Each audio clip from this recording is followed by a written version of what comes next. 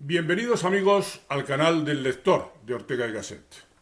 Dice Ortega que lo que nos diferencia sustancialmente de los animales es la diferente función o influencia que la memoria ejerce sobre nuestras vidas respectivas. Se apoya para afirmarlo en las investigaciones de Wolfgang Köhler, uno de los psicólogos de más alto rango en su tiempo y que realizó durante 6 años en Tenerife una investigación dedicada a observar la conducta de unos chimpancés y a examinar su inteligencia. Investigaciones cuyo resultado publicó en 1917. Dice concretamente Ortega: Köhler y otros han mostrado cómo el chimpancé y el orangután no se diferencian del hombre por lo que, hablando rigurosamente, llamamos inteligencia, sino porque tienen mucha menos memoria que nosotros. Las pobres bestias se encuentran cada mañana con que han olvidado casi todo lo que han vivido el día anterior, y su intelecto tiene que trabajar sobre un mínimo material de experiencias. Por eso, Nietzsche define al hombre superior como el ser de la más larga memoria. Romper la continuidad con el pasado, querer comenzar de nuevo, es aspirar a descender y plagiar al orangután. Digamos de pasada que esto que dice Ortega debería hacer pensar a todos los que, incorporados a las ideologías del posmodernismo, pretenden romper totalmente con el pasado e inventar una nueva civilización que nada tenga que ver con la actual, cuya construcción a lo largo de la historia desechan y aborrecen.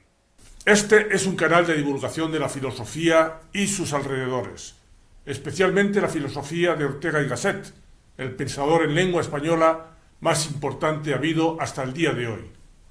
Ayúdame en esta tarea divulgativa haciéndote suscriptor y dando al me gusta. Para comprender mejor el papel que juega esa memoria, que parece ser tan decisiva a la hora de diferenciar a los animales del ser humano, agrandemos la perspectiva y empecemos por entender una facultad superior y más compleja que la de la memoria, y que sería la inteligencia, para desde esa altura iluminar esa otra función subordinada que sería la memoria. El empirismo, el pragmatismo y el positivismo han entendido que la inteligencia consiste en la confrontación con las cosas perceptibles y experimentables, con el ánimo de comprenderlas y poder operar con ellas. Pero resulta que a empiristas, pragmatistas y positivistas se les escapa el insoslayable dato de que los humanos no nos confrontamos realmente con cosas y datos tangibles, sino que lo hacemos con estructuras de datos y cosas. Es decir, que en cada problema a resolver nos confrontamos con relaciones entre datos que pueden ir variando en cada situación concreta. De modo que respondemos no a estímulos tangibles, sino a estructuras no tangibles. Y así dice Ortega: la inteligencia es, pues, la percatación de relaciones entre las cosas. Es ver a éstas como miembros de una estructura en la cual cada una tiene su papel, su sentido. Un ser que al cambiar la situación o estructura perciba el cambio de papel, de sentido de las cosas integrantes, a pesar de que visualmente siguen siendo las mismas, es un ser inteligente. Pongamos un ejemplo. Pedro ha conocido a Conchita y, para empezar, se ha sentido interesado por ella, porque le parece una mujer físicamente atractiva. Pedro se pregunta si debería dar pasos para intentar formalizar con ella una relación de noviazgo, pero empiezan a aparecer datos en su memoria que ha de incorporar a su valoración sobre lo que debe hacer.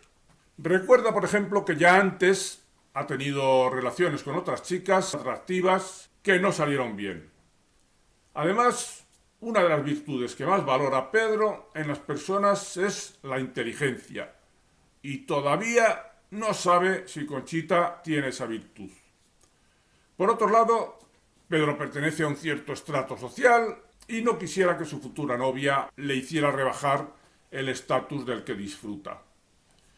Y así sucesivamente van apareciendo factores que ha de interrelacionar y construir con todos ellos no un conjunto de datos independientes, sino una estructura en la que cada dato va matizando y condicionando los demás datos. Y será a esa estructura a lo que habrá de responder.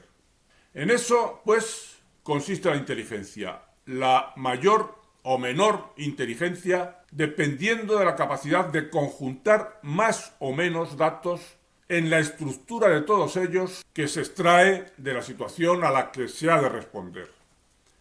Pero el caso es que los animales no carecen del todo de esa capacidad.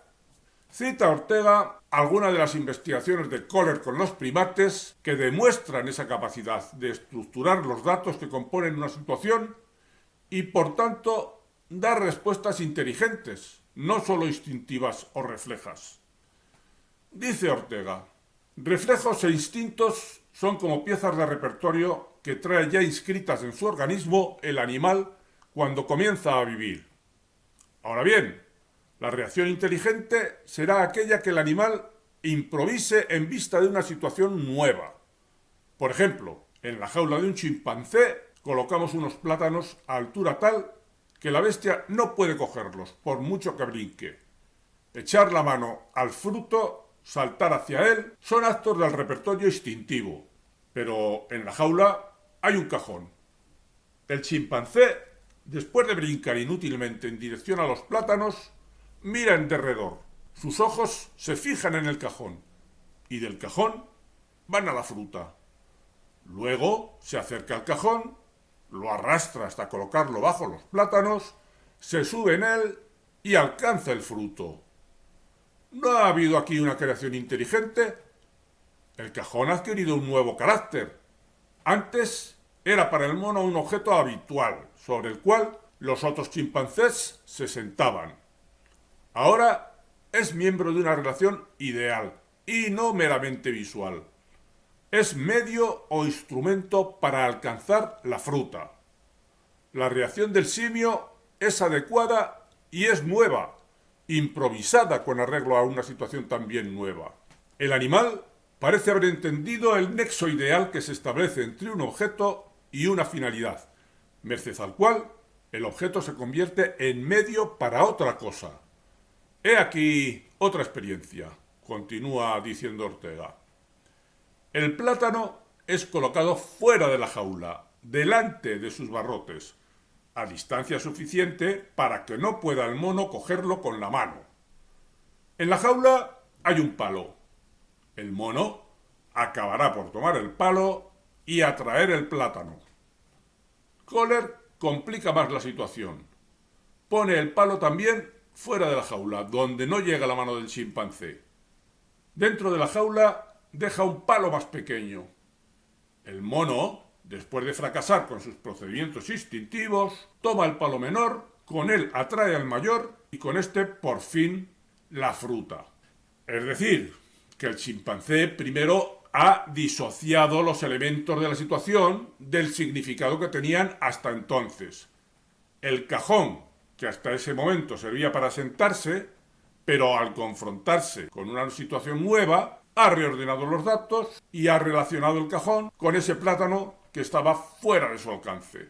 Ha ordenado ese conjunto de datos en una nueva estructura y ha resuelto el problema de una manera inteligente. Pero si esa capacidad de ser inteligentes y de crear instrumentos no nos distingue a los hombres de los animales, ¿qué es lo que nos diferencia? Así lo explica Ortega apoyándose en las previas investigaciones de Kohler. Es probable, dice, que las ideas del animal no sean estables y posean un carácter de ideas relámpagos, de ocurrencias que no se solidifican en su mente, y por esto no llegan a ser ideas generales. Pero este defecto de su inteligencia se debe más bien a insuficiencia de otra facultad que no es el pensamiento, a falta de memoria. ¿Acaso el animal es menos pensador que el hombre solamente porque recuerda menos que éste, porque retiene menos? En suma, porque es un distraído. Tiene, según esta hipótesis, excelentes ideas, pero no las sabe conservar, no las acumula. Y como vive no ya al día, sino al minuto, está siempre en los rudimentos. Es decir, que el hombre, cuando estructura los elementos de una situación para saber a qué atenerse y responder inteligentemente, introduce entre los datos con los que componer esa estructura aquellos que le proporciona la experiencia. Por tanto, el recuerdo de otras situaciones que guarda en su memoria, en las que intervinieron elementos que incorpora a la valoración de la situación actual, aunque los tenga que dar un nuevo significado, acorde a la nueva estructuración de datos. Mientras tanto, el animal tiene que apelar mucho más que el hombre a su bagaje instintivo, porque la memoria no aporta apenas datos con los que operar. Y tiene que improvisar cada vez que se enciende la bombilla de una reacción inteligente sin que la experiencia previa venga en su ayuda. ¿Y qué es lo que hace que el animal sea tan distraído y que no disponga o disponga de una manera muy precaria del recurso de pensar? Es decir, de explorar en su depósito de recuerdos para conjuntar con ellos y con los elementos de su situación actual una respuesta suficientemente inteligente. Pues parece que se debe a que por necesidades de supervivencia está obligado a permanecer constantemente alerta frente a lo que pasa en el mundo exterior. No llega así a poder tener vida interior, que es en donde realmente se llevan a cabo esas estructuraciones de datos con los que saber a qué atenernos inteligentemente en cada situación.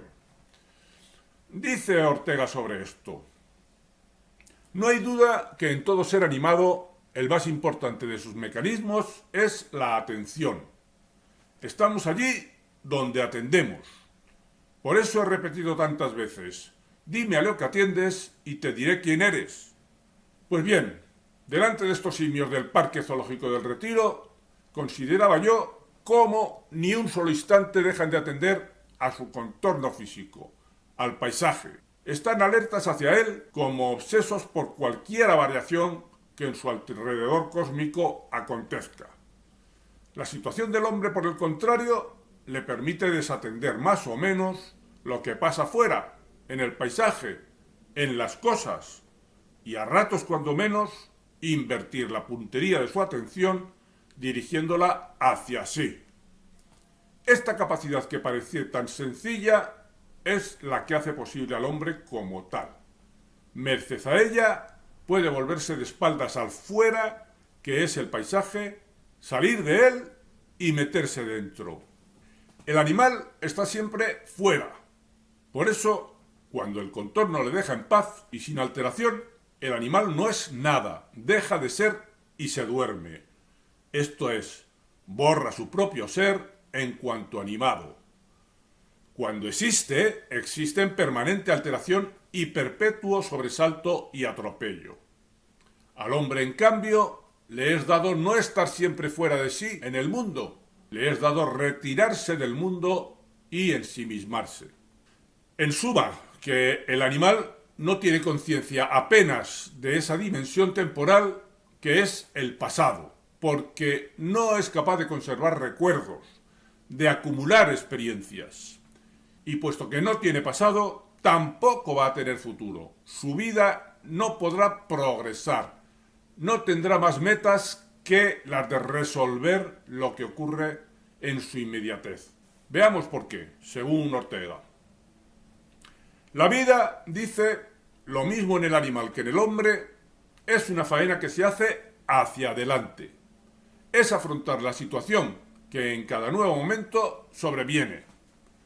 Propiamente hablando, no se vive ahora ni antes, sino en este inmediato futuro que en cada instante avanza hacia nosotros planteándonos problemas y circunstancias nuevas. Ahora bien, esto supone que al llegar a esta nueva circunstancia, el ser viviente tiene que hacerse cargo de ella, y esto le obliga a interpretarla. No hay vida sin interpretación del contorno. Esta interpretación consiste en que el viviente, ante la nueva circunstancia, reacciona confrontándola con las pasadas que su memoria conserva. Hay, pues, una construcción imaginativa del inmediato porvenir, de lo que va a pasar, de lo que va a ser el contorno en relación con el sujeto. Parecerá extraño, pero es la pura y simplicísima verdad. Vivir es una obra de imaginación. Mas como es sabido, la imaginación es el reverso de la memoria. Desarticula el material de imágenes recibidas y lo articula en combinación con las percepciones o imágenes presentes. De aquí que cuando se tiene poca memoria no se puede tener mucha imaginación. El animal que recuerda poco opone a la situación presente poca reacción constructiva. Es decir, que casi no interpreta. Añade muy poco a los puros hechos que tiene delante. Y sobre todo, reduce el porvenir hacia el cual se prepara al mero instante inmediato. El mañana tiene para cada ser viviente distinto espesor según sea de espeso el ayer que conserva en la reminiscencia. Es decir, que mientras que el chimpancé no tiene más preocupaciones que la de buscar el plátano hacia el cual siente apetito, el hombre tiene un montón de preocupaciones a las que atender antes de ocuparse de algo. Más preocupaciones, cuanta más experiencia, es decir, más pasado acumulado, más recuerdos a los que hacer intervenir en la estructuración de las nuevas situaciones. Y vayamos al capítulo de conclusiones generales, también de la mano de Ortega, que dice: todo tigre es un primer tigre. Tiene que empezar desde el principio su profesión de tigre. Pero el hombre de hoy no empieza a ser hombre, sino que hereda ya las formas de existencia, las ideas, las experiencias vitales de sus antecesores, y parte, pues, del nivel que representa el pretérito humano acumulado bajo sus plantas. Ante un problema cualquiera, el hombre no se encuentra solo con su personal reacción, con lo que buenamente a él se le ocurre, sino con todas o muchas de las reacciones, ideas, invenciones que los antepasados tuvieron. Por eso, su vida está hecha con la acumulación de otras vidas. Por eso, su vida es sustancialmente progreso. Nuestra situación actual, sigue diciendo Ortega, es resultado de todo el pretérito humano, en el mismo sentido que el último capítulo de una novela no se entiende si no se han leído los anteriores. Y es muy posible que una de las causas que producen la grave desorientación respecto a sí mismo en que hoy se halla el hombre sea el hecho de que en las últimas generaciones el hombre medio, que sabe tantas cosas, no sabe nada de historia. Hasta aquí el vídeo de hoy. Hasta el próximo vídeo, amigos.